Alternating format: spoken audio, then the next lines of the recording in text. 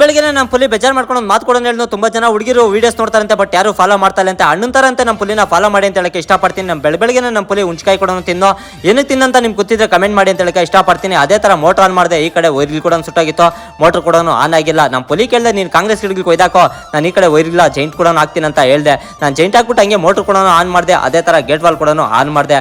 Same to ನೀರು ಕೂಡ ಬರ್ತಾ ಇತ್ತು. ನಮ್ಮ ಬೀನ್ಸ್ಗೆ ಎಷ್ಟು ದಿನ ಆಗೈತಪ್ಪ ಅಂತಂದ್ರೆ ಕರೆಕ್ಟಾಗಿ 15 ದಿನ ಕೂಡ ಆಗೈತೆ.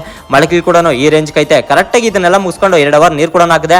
ನಮ್ಮ ಪುಲಿ ಬೆಳಗ್ಗೆ ಇನ್ನೊಂದು ಮಾತು ಕೂಡ ಸ್ವಲ್ಪ ಬೇಜಾರಾಯ್ತು ನಂಗೆ. ತಿಂಗಳು ಪೇಮೆಂಟ್ 16,000 20,000 ಕೊಟ್ರೆ ಬರ್ತೀನಿ, ಇಲ್ಲಂದ್ರೆ ಬರಲ್ಲ. ಟೈಮ್ ನೋಡಿದ್ರೆ 10 ಗಂಟೆ ಆಗಿತ್ತು. ನಮ್ಮ ಅಧ್ಯಕ್ಷ ತೋಟಕ ಕೊತ್ತಂಬರಿ ಸೊಪ್ಪು ವ್ಯಾಪಾರ ಕೊಟ್ಟಿದ್ರು. ಎಷ್ಟಪ್ಪ 1 ಎಕರೆ ಬೆಲೆ ಕೊಟ್ಟಿದ್ರು, ಕರೆಕ್ಟಾಗಿ 15,000 ಕೂಡ ಕೊಟ್ಟವ್ರಂತೆ. ಕರೆಕ್ಟಾಗಿ ರೇಟ್ ಇದ್ದಿದ್ರೆ 3 ಲಕ್ಷ ಲಾಭ ಕೊಡೋಣ ಆಗ್ತದಂತೆ.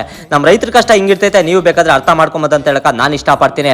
ಸೇಮಿಡಿದು ನಮ್ಮ ಅಧ್ಯಕ್ಷ ನಮ್ಮನ್ನ ಕರ್ಕೊಂಡು ಆಫೀಸ್ ಕಡೆ ಬಂದ್ರು. ಯಾವ ಆಫೀಸ್ ಅಂತ ನೀವು ಕೇಳ್ಬೋದು. ನೋಡಿ ಇದೇ ಆಫೀಸ್. ನಮ್ಮ ಪುಲಿಕೆ ಇವತ್ತು ಸಂಸಾರ ಬೇಕಾಗಿತ್ತು. ತುಂಬಾ ಜನ ಅನ್ಕೊಂಡಿರ್ತೀರಾ ಅಣ್ಣ ಎಣ್ಣೆ ಹೊಡ್ಸ್ಕೊಂಡು ಮಜಾ ತಗೊಂತಾ ಇದೀರ ಅಂತ, ಕಷ್ಟ ಸುಖ ಯಾರು ಕೇಳಲ್ಲ ಅಂತ.